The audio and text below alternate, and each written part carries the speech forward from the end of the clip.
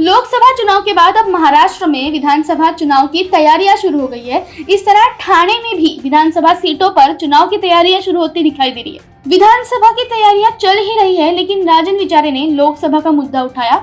कई तरीके के सवाल उन्होंने खड़े किए। ये जो सवाल है मतदान प्रक्रिया को लेकर उठाए गए हैं। आपकी जानकारी के लिए बता दें, ठाणे लोकसभा चुनाव में राजन विचारे और नरेश म्हस्के के बीच मुकाबला हुआ।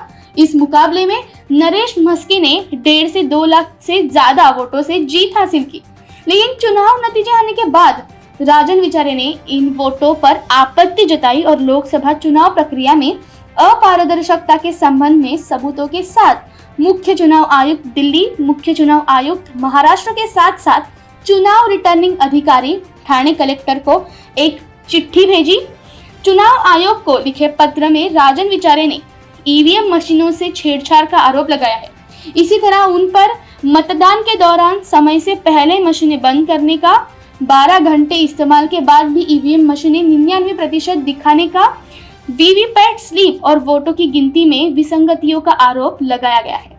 साथ ही अपने अगले पत्र में उन्होंने मांग की है कि ठाणे लोकसभा क्षेत्र के 145, 146, 147, 148, 150 और 151 विधानसभा मतदाताओं के आंकड़ों की जांच की जाए। उन्होंने ये भी कहा है कि इस तरह की बात अक्सर होती रहती है। वहीं शिवसेना शिष्टमंडल कलेक्टर और चुनाव विभाग के अधिकारियों के साथ की गई बैठक में राजन विचारे ने कहा कि लोकसभा चुनाव में हार के बाद जब हार के कारणों की तलाश की गई तो बताया गया कि सत्ताधारी पार्टी जब जनता की राय अपने पक्ष में हो तो चुनाव तंत्र में अपनी शक्तियों को नियुक्त करके षड्यंत्र रचकर और धन तथा शक्ति का दुरुपयोग करके अपना फायदा देखते हैं। राजन विचारे के इन सभी आरोपों के बारे में आप क्या सोचते हैं, हमें कमेंट करके जरूर बताइएगा और ऐसी ही वीडियोस के लिए जुड़े रहिए MB लाइव से।